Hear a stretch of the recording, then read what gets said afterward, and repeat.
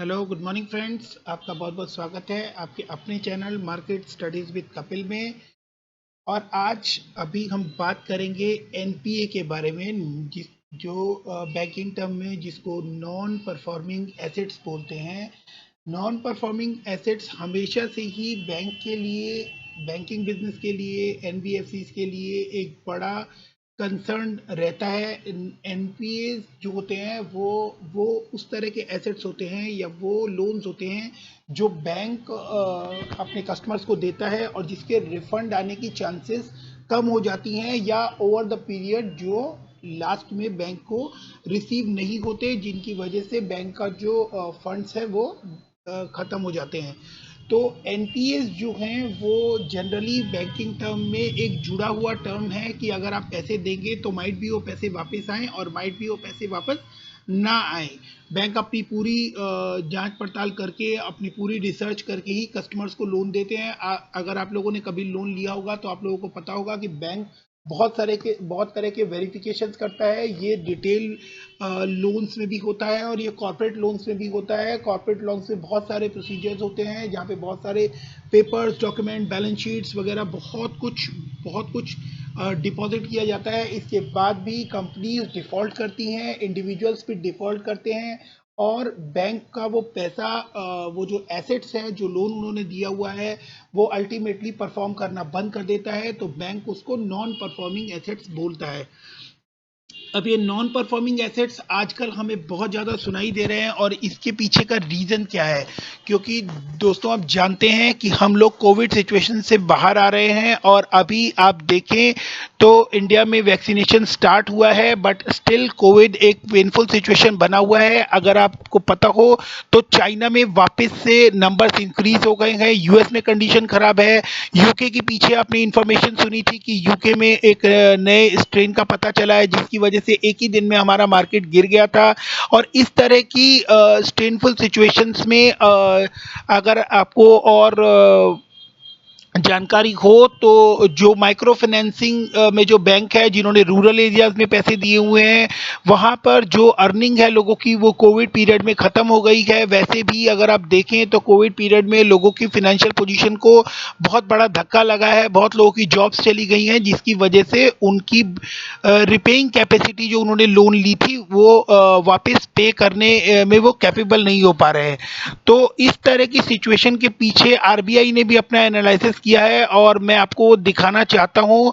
अगर आप देखें तो इकोनॉमिक्स टाइम्स में ये रिपोर्ट सामने आई थी जिसमें ये लिखा हुआ है कि बैंक ग्रॉस एनपीए में rise to 13.5% by September 21। RBI FSR, आप ये न्यूज़ में आपको दिखाना चाहता हूँ। यहाँ पे अगर आप देखो तो यहाँ लिखा हुआ है कि बैंक नॉन परफॉर्मिंग एसेट्स में rise to as high as 14.8 in over one over 1 year, or in case of severe stress scenario from 7.5 as of September 2020, even as Indian banks are still working out a restructuring package for borrowers hit by COVID-19 pandemic.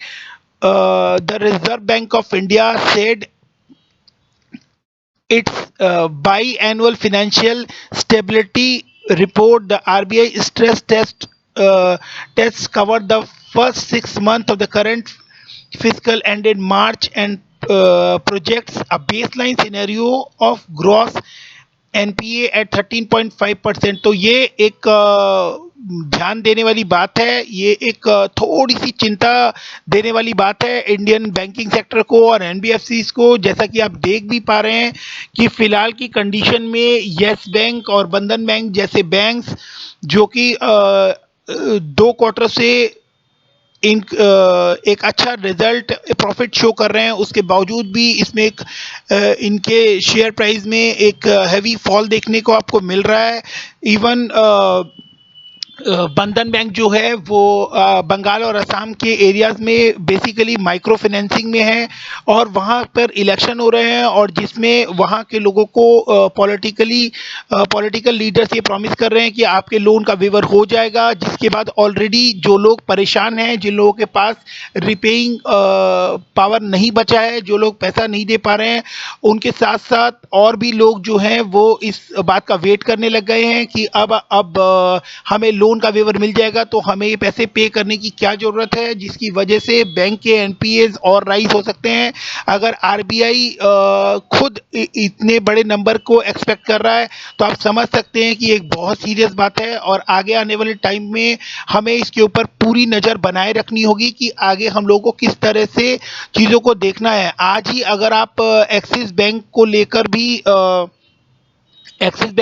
भी एक news सामने आई है। अगर आप चाहें तो मैं एक बार सर्च करता हूं कि एक्सिस बैंक, आप देखें एनपीए न्यूज़। एक्सिस बैंक की जो एनपीए से रिलेटेड एक न्यूज़ आई है वो मैं आपको दिखाना चाह रहा हूं। अगर वो न्यूज़ मुझे यहाँ पर मिल जाती है अभी,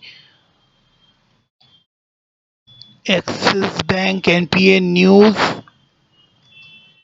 कहीं तो वो न्यूज़ है। मैं आप लोगों को, मैंने अभी वो न्यूज़ स्टडी की है, मैं आप लोगों को न्यूज़ दिखाना भी चाहता हूँ। अगर वो न्यूज़ मेरे सामने आती है तो मैं डेफिनेटली आप लोगों को हाँ, ये आप देख सकते हैं दोस्तों, न्यूज़ आपके सामने है। Axis bank Q3 result, net profit fall 36% to 1117 crore on higher provisioning. ये हायर प्रोविजनिंग आपके आपके सामने है, ये एनपीए की वजह से है। इतनी हायर प्रोविजनिंग बैंक्स को और एनबीएफसी को करनी पड़ रही है, क्योंकि एक अच्छा नंबर एनपीए का निकल कर सामने आने वाला है, जिसकी वजह से बैंकिंग सेक्टर को और एनबीएफसीज को अच्छा इम्पैक्ट पड़ने वाला है। तो दोस्तों आप लोग इसके ऊपर पूरी नज़र बनाए रखें और अपनी स्ट्रेटेजी को एक बार अपने पोर्टफोलियो को करेक्ट वे में मैनेज करके रखें, क्योंकि अगर आपके पास बैंकिंग का स्टॉक है तो इसको आप ध्यान से संभाल कर आप इसको डिप्स पर बाय कीजिए। और अगर आपने अभी बैंकिंग सेक्टर और एनबीएफसी की तरफ इन्वेस्टमेंट नहीं किया है तो आप इसको पूरा स्टडी कीजिए समझ के। हाँ, मैं कभी ये नहीं बोलूँगा कि आप ऐसी किसी सिचुएशन में आकर, पैनिक सिचुएशन में आकर इसको सेल कर दीजिए, सेल करने वाली पोजीशन नहीं बनती है मार्केट में। अगर आप हो तो आप एक लॉन्ग टर्म का व्यू, एक लॉन्ग टर्म का प्रोस्पेक्टिव लेके इसको चलिए।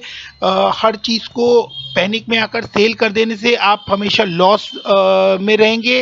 तो अगर आपने किसी स्टॉक में इन्वेस्ट किया है, किसी बैंकिंग स्टॉक में इन्वेस्ट किया है, तो इसको आप पूरी तरह से फॉलो कीजिए। अगर आपको वो बैंकिंग स्टॉक अच्छा रिजल्ट दे रहा है, अच्छा परफॉर्म कर रहा है अगर बाकी फ्रंट्स पे, और तो ये एनपीए का जो इशू है ये एक ओवर द पीरियड अपने आप ही ये कंट्रोल में आ जाने वाला इशू है, क्योंकि हम कोविड सिचुएशन से बाहर आ रहे हैं। तो डेफिनेटली इस तरह की चीज़ें एक्सपेक्टेशन में थी। हाँ, ये नंबर थोड़ा बड़ा निकल कर सामने आता हुआ नज़र आ रहा है, बट अगर आपने अपनी चीज़ों को पोर्टफोलियो को करेक्ट वे में मैनेज करेंगे तो डेफिनेटली आप आगे बहुत हायर रिटर्न्स इससे अर्न कर सकते हैं। जैसे कि बार बार जो लोग आपको बोल रहे हैं कि आप बैंकिंग स्टॉक में बंधन बैंक में काफ़ी लॉस होने वाला है, आप इसको सेल कर दीजिए, येस बैंक में काफ़ी लॉस होने वाला है, आप इसको सेल कर दीजिए। तो ऐसा नहीं है दोस्तों, एक टाइम बिंग के लिए चीज़ें नीचे जाती हुई दिखाई देती हैं, मगर ये मार्केट है, जब ये नीचे जाएगी तभी वहाँ पर आपको बेनिफिट होगा। अगर आपको कोई चीज़ ऊपर ही मिलती रहेगी तो आप उसमें कब कमाएंगे और कब प्रॉफिट करेंगे। तो अगर मार्केट आपको एक फॉल दिखा रही है तो आप उसको एक अपॉर्चुनिटी की तरह लीजिए, और अपनी पूरी रिसर्च कंप्लीट करने के बाद, अच्छा एनालिसिस करने के बाद, अपने फाइनेंशियल एडवाइज़र से सलाह लेने के बाद, करेक्ट वे में पूरे स्टेबिलिटी के साथ और अपनी बाइंग कैपेसिटी, अपनी होल्डिंग पावर के साथ मार्केट में इन्वेस्ट कीजिए और अच्छा प्रॉफिट अर्न कीजिए। इसी विश के साथ मैं यहाँ ये वीडियो ख़त्म करता हूँ। अगर आपको ये सारी इन्फॉर्मेशन जो इतनी मेहनत से अरेंज की है, अगर ये इन्फॉर्मेशंस आपको वैल्यूएबल लगती हो तो आप ज़रूर इस वीडियो को लाइक कीजिए, चैनल को सब्सक्राइब करना मत भूलना दोस्तों। Thank you very much.